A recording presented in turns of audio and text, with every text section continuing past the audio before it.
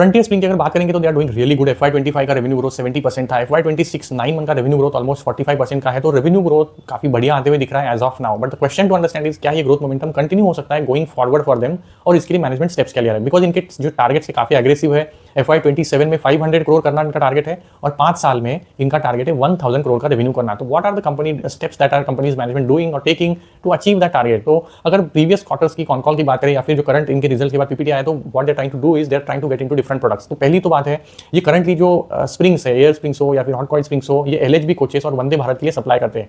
तो the next thing that I trying to do is get into metro segment. तो currently metro का जो coaches है वो सीमेंस और एल्स्टॉम बनाती है, तो ये इनके साथ करंटली डिस्कशन में है। उन्होंने ऑलरेडी सैंपल दे दिया है, तो इनका कहना है इन FY27 हमको मेट्रो के लिए ऑर्डर्स आना स्टार्ट हो जाएगा। ये पहली चीज़ है। दूसरी, ये डिफेंस सेगमेंट में जाना चाहते हैं, तो they currently also in talks with BEML, जिसकी अगेन रिक्वायरमेंट है और कपलर्स फोर्ज एलिमेंट्स बनाने की करंटली इनका डिस्कशन चल रहा है, जहाँ से इनका कहना है FY27 में डिफेंस भी हमारे लिए थोड़ा बहुत तो रेवेन्यू में कंट्रीब्यूट करना स्टार्ट कर लेगा। Again it won't be meaningful in first year, but at least नया डोर खुल जाएगा इनके लिए जहाँ से रेवेन्यू ग्रोथ आ सकता है। Then third is there also eyeing few more product जो रेलवे के लिए बना सकते हैं। तो करंटली जैसे बोर्ड मीटिंग्स होती है रेलवेज की, the MD of the company Kapil Bhatia mentioned about they identified couple of product जो ये बना सकते हैं which are of high margin product. तो they don't want to enter into mass product which are low margin, they want to enter into technically advance product जिसमें margin better होते हैं। तो इन्होंने एक दो प्रोडक्ट्स ऑलरेडी आइडेंटिफाई कर लिए हैं, करंटली अनाउंस नहीं किया है, but they will announce very soon, और FY27 में यहाँ पे एंटर करने का इनका प्लान है। Lastly they also talked about acquiring few capabilities. तो एक्विजिशन पे फोकस करने वाले हैं, डेट कुछ है नहीं इनका, तो एक्विजिशन ये कर सकते हैं, एक्वायरिंग न्यूअर कैपेबिलिटी, जिसकी वजह से इनका जो प्रोडक्ट पोर्टफोलियो और डाइवर्सिफाई हो सकता है। और lastly they mentioned about developing in house product FIBA. तो ये एक फेल्यूर इंडिकेशन और ब्रेकिंग एप्लीकेशन सिस्टम है।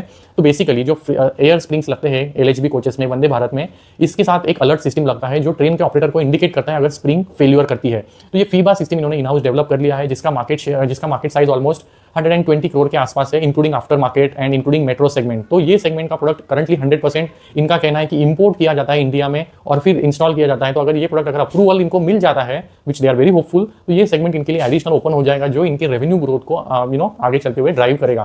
तो ये काफी कुछ कर रहे हैं, directionally they are moving in the right direction, but we have to see क्या ये एग्जीक्यूट कर पाते हैं। जो भी प्रॉमिस की हैं चीजें FY27 में आना एंटीसिपेट है, क्या सच में टर्न आउट होता है, रियलिस्टिक होता है। तो ये सारी चीजें हमको गोइंग फॉरवर्ड कॉन कॉल्स में पता चलेगा। अब ये एवरी क्वार्टर कॉन कॉल करते नहीं, तो आई कीप यू पोस्टेड अगर Q4 के कॉन कॉल इनके डेवलपमेंट कैसे होते हैं।